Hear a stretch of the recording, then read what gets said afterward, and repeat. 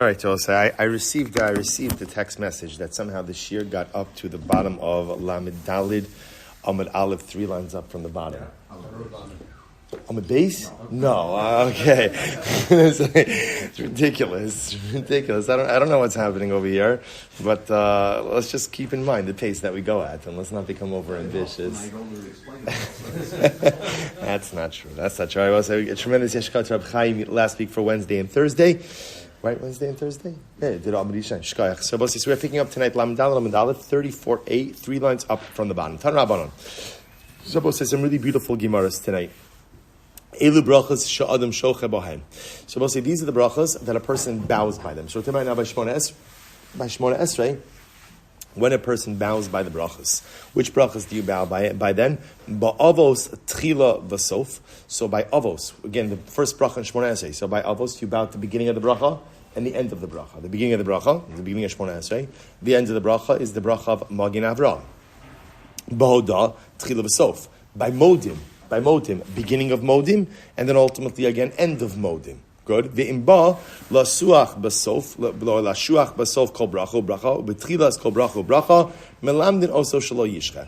I will say, let's say a person says, you know what, I want to bow down at the beginning of every bracha, at the end of every bracha. So we teach him not to do so. Now, what's interesting about this is as follows. Obviously, the entire concept of bowing in general, the entire concept is to engender a sense of humility within the individual. So you'll say to yourself, why not bow before and after every single bracha? So remember again, the simple answer to that is because sometimes things could look like excessive humility, in which case, again, sometimes excessive humility actually becomes a source of gaiva, a source of arrogance. So therefore, again, Chazal instituted that you bow at certain places. We'll discuss why that is. But Lamaisa, we don't overbow. 34a, last line. I'm sorry. Lamed Daled, last line. Just for the record, I did not get us this far. It was Chaim Spiro. So if you have anyone to blame, you don't know what happens to all the Gemara. It's Reb Chaim. Yeah, I was going to say, Zachisa. And that, and you drink Rashi light. But the Gemara says as follows. So Rav Shimon Pazi, Rav Shimon Levi, Mishum Bar Kafra. Hedyot, so the Gemara says, Kimosha Amarnu. So we'll say, so a hedyot, a regular person, bows in accordance with what we'll call the bowing schedule that we just saw. We'll say, Amud Beis, 34b. Kohen Gadol b'sof kol bracha. Kohen Gadol actually bows at the end of each and every bracha.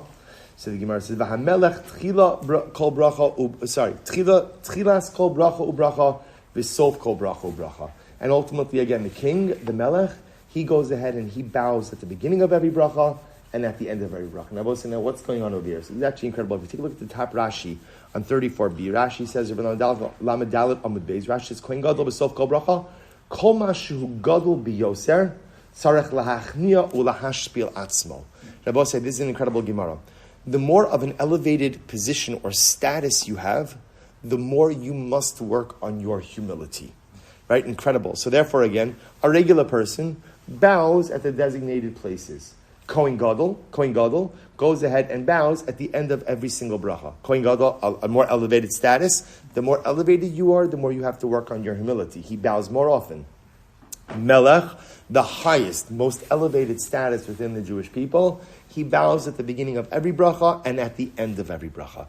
So Rabbi say, so this goes back to, so again, a pretty incredible idea that, if you think about it, we know this in life, like the more one accomplishes and the more one encounters success. So, it's nice to think that success engenders a heightened sense of emunah, but sometimes, unfortunately, it has just the opposite approach. That sometimes the more successful I am, the more I could fall into the trap of kochi va'otzem yadi, of thinking that, look what I've accomplished. So sometimes the more success, the more elevated stature or status you have, the more one has to work on their humility. It's such, you think to yourself, the Kohen Gadol has to work on his humility? Yeah, you know why? Because the Kohen Gadol is a human being also. The Melech has to work on his humility? Yeah, because the Melech has an ego also. So if you're a human being and you're alive, you have an ego. And if I have an ego, then I have to make sure that it doesn't become overinflated. Incredible. But I will say, but the reason why this is also important for us is because now we also understand the power of ultimately bowing. Just an insight. Why is it that Chazal instituted bowing? Bowing is to humble us before HaKadosh Baruch Hu. So you'll ask yourself, 1 second, if that's the case, doesn't it? So let me ask you, if you were making the model, what model would you create for bowing? What model would you create? Why shouldn't everyone just be like the Melech? Bow before every bracha, bow at the end of every bracha. Doesn't that make the most sense? Engender humility. So once you have to understand something. Sometimes excessive humility could be detrimental as well. Right? That sometimes, again, there's a fine line between humility and a lack of sense of self. Right? Sometimes people think that being humble means negation of the self. A person is always supposed to have a healthy sense of self. A person is supposed to have a sense of confidence, a sense of accomplishment, a feeling of pride in who and what they are. But lamaisa, one can't translate that into arrogance. It could be that perhaps Chazal felt that for a person, a regular person, bowing too much could actually have a detrimental effect. So again, regular people, I'm a regular person, so that we have our stated bowing positions. Kohen Gadol, a little bit more, Melech, every single bracha. Am Rabbi Yitzchak Bar Nachmani, L'didi mefarsh liminei Reb Shimon Levi. Head Yod k'mo she'amarnu. Head Yod bows in accordance with what we said before. Kohen Gadol, Tchilas kol bracha u'bracha. Listen to this. So Kohen Gadol, he bows with every bracha. So we'll say, so again, the beginning of every bracha. So far, no different than what we said before. Here's where the change comes. Hamelech, Kevan Shekara, Shuv Eino Zokev. This is incredible. The king, once he bowed, he does not stand upright.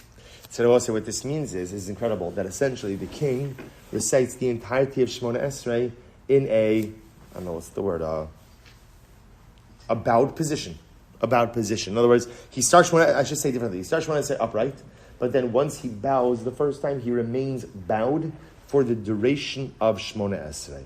Shneimar, Vahi kichalo Shlomo d'Ispalo, Kam Melifnei Mizbeach Hashem, Michroa al Birkav. Because the pasuk is talking, now obviously Shlomo is not davening Shemona Esrei, but the pasuk is talking about that when Shlomo Melech got up from davening from Hashem, he got up literally again from bowing on his knees. Now Shlomo Melech is literally bowing on his knees before the Mizbeach, so we're not bowing on our knees, but Lamaisa, a pretty incredible idea that the Melech, he bows and he remains in that bowed position. Incredible. So now the Gemara is going to talk about different types of bowing. Tanurabanan, kida alapayim. So we'll say what we call kida. So it's interesting. So all of these words translate as bowing. The Gemara will say, one of the interesting things about like Lashon HaKodesh is every single word in Hebrew, right? Often you can have many Hebrew words that translate into the same English word, but in Hebrew, every single word has a distinct and unique meaning. So for example, kida is translated as bowing, but the Gemara says it means alapayim. Ultimately, again, that one is bending their head, right? Bending their face. Shene'emar, vatikor basheva apayim aretz. Kriya al birkayim. Kriya is on your knees, bowing on your knees. Shene'emar, michra al birkav. Hishtachava. So again, remember, all of these things translate as bowing. But hishtachava, zu pishut tadayim bragayim. The truth is, this we would translate as prostration. Right? Literally, again, just like laying down. Like laying down on the ground. Shene'emar, havo navo ani ve'imcha ve'achicha l'shtachavos l'cha arza. Amar Rav Chiya b'reid Rav Huna, chazina lehu la'abai v'rava, dematzlu a'atzluyeh. So ultimately, again, I'm sorry, Rav Chiya b'reid Rav Huna said, I saw that Abaye and Rava ultimately that matzli atzluyeh. Rashi says, kishenofim al peneihem, ein poshnim dei ragleim, elamatan asdein.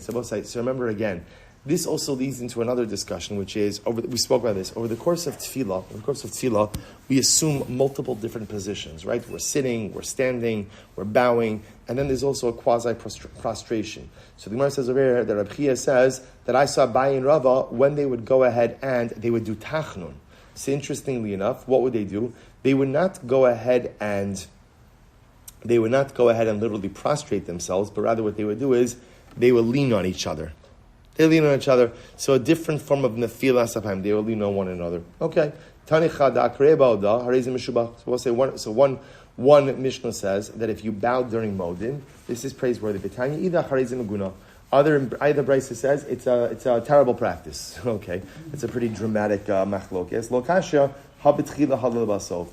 One is talking about going ahead and bowing at the beginning. Bowing at the beginning of Modim is good. Bowing at the end of Modim is not good. The Gemara says, Rava kara b'hodah tchila v'sof. But Rava bowed at the beginning and the end of Modim. Amar Rabbanan, amai ka'avid marhachi.